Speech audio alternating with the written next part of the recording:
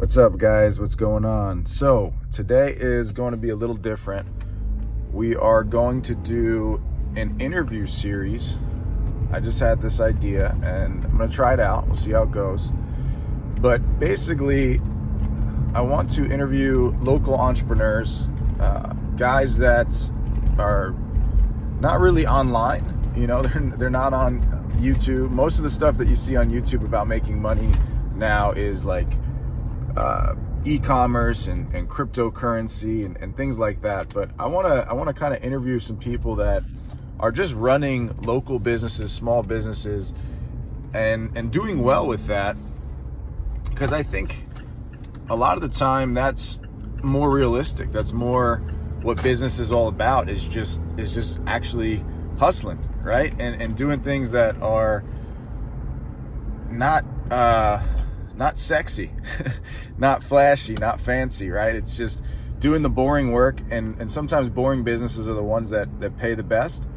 So I'm gonna go and I'm gonna talk to people in this interview series. Today I think I'm gonna go to my old landlord. We had an office space with him.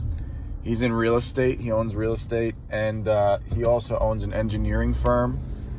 And he's just a hustler. He's an old school hustler. So maybe I can get a hidden gem from him, ask him a few questions for you guys.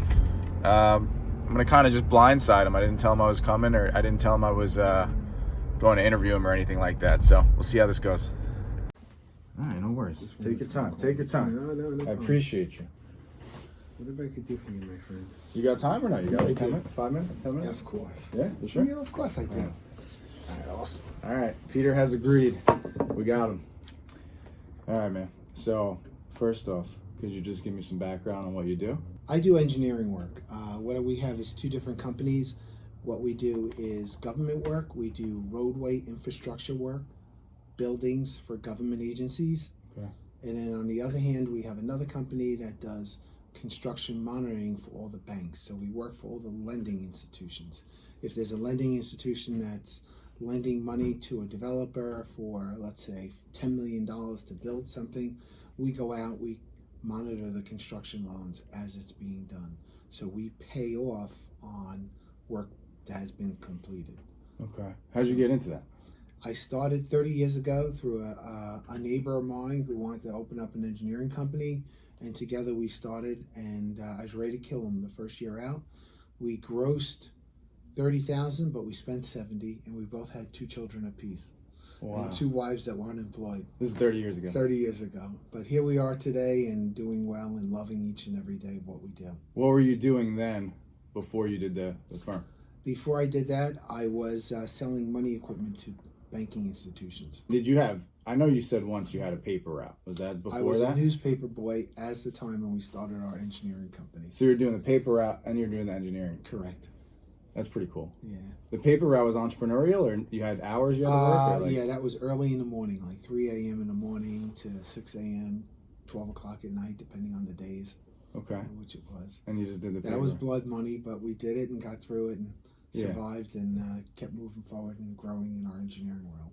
Okay, so you did that. That was helping to support the business at the time. Yes, and my family. So your neighbor, he was the engineer? Correct. Because you're not. I'm not an engineer by trade. So you were just more the business side of it. Business development. Okay, so you were going out and get sales. Yes, right. Exactly. Getting sales. Okay, that's cool. And then how many employees do you guys have now? Between both companies, we probably have about 75. 75 employees. That's awesome. So it went from 30,000 gross. Can you talk numbers or not? Like what did it end up doing? Today we probably do about $8 million. Nice. That's awesome, man. So you do $8 million with that, and then you started getting into real estate. Yes, we own office buildings, affordable housing. When did you start doing that? Probably in the last 20 years. Okay, last 20 years. And we've done some residential too. What's your favorite type? I would say residential. Okay. You like doing the flips, or? It's easier. It's bigger hits faster. Okay. Got it. For the flipping houses. Yeah, my son's very involved with that too. He helps. Really? He's very much involved. That's awesome. All right, cool. So you went from growing the engineering company. Is it a firm, like an engineering firm? Yes, it's actually two firms. Two firms at the same, and then you grew them at the same time, or it started as one. We started as one, and we purchased another one. Oh, you purchased another one. Right. Okay. And then you took that money and turned it into wealth by investing in real estate. Real estate, correct. You invest in stocks too, or just real estate? Yes, I have done stocks, but more on the S&P 500. Just kind of like index funds, things like that. Things like that. Keep it simple. Keep it simple. Awesome, man. All right, cool. And then I guess like question here, how did you get an entrepreneurial mindset? You think that was like innate, or did you learn it from someone? I think I've always wanted it. I always wanted to be someone that can create something. Yeah. And meeting that person 30 years ago gave me the idea and resources to help make something like that happen. And being and delivering newspapers helped me to be an entrepreneur and put in the hard efforts to create something and to build wealth. So he was an engineer, your partner. You guys kind of complemented each other. Yeah, well. I did the business development. He did the engineering.